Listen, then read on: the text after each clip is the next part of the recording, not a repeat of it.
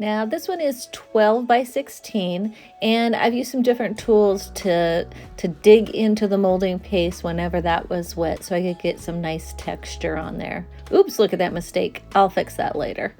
Right now I'm just getting the sky in the foreground on there.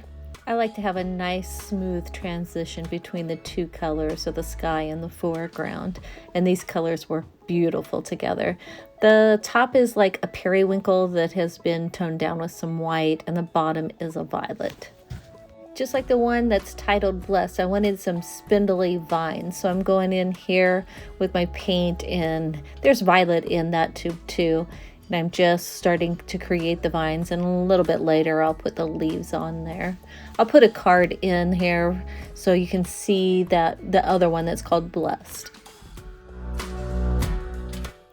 Well, this is what happens when you're painting at night and you've got your lighting bad. You get a big old glare up in that corner. But I'm putting in some really small flowers now. I wanted to contrast with those darker flowers and get something nice and bright on here.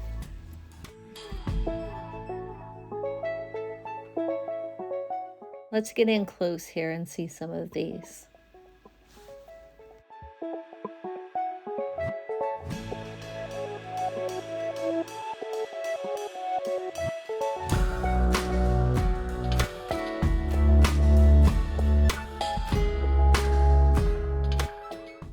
Oops, a little bit got away. Let's fix that.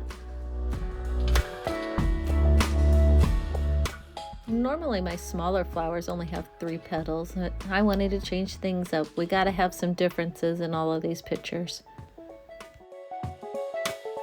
You'll see me hover over areas here. I'm trying to get a placement for this flower. Just by putting my palette knife in a place, I can kind of have an idea if that's going to be a good spot as far as the composition goes.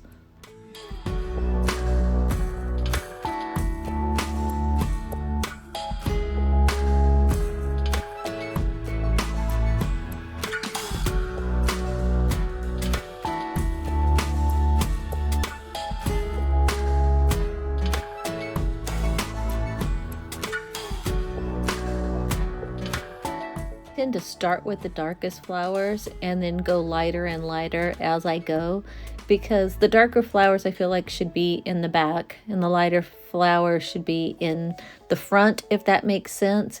Really the only way you can tell the darker flowers are in the back is that their stems are in the back, but I just think this makes a much better composition.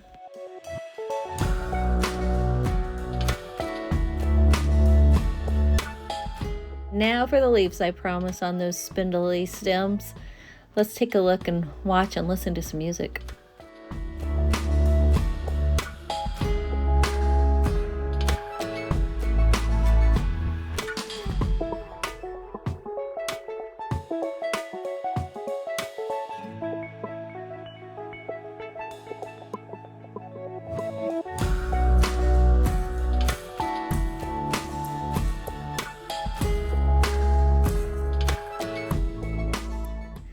I decided this painting needed a little bit more pop of color, so I've got these yellowish orange tiny flowers, and I just think that brings everything together.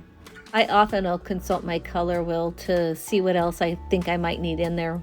You know, when it looks like it needs something but I can't figure it out, whether it be like a complementary color like I did here or another analogous color.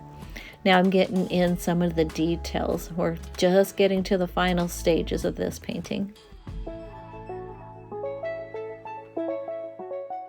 Let's take a look at the beautiful texture and colors in this one.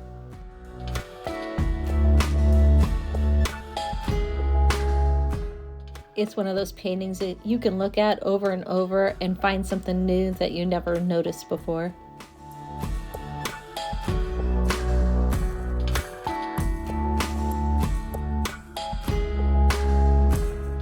Don't you just love how that bright orange underpainting is sneaking through there?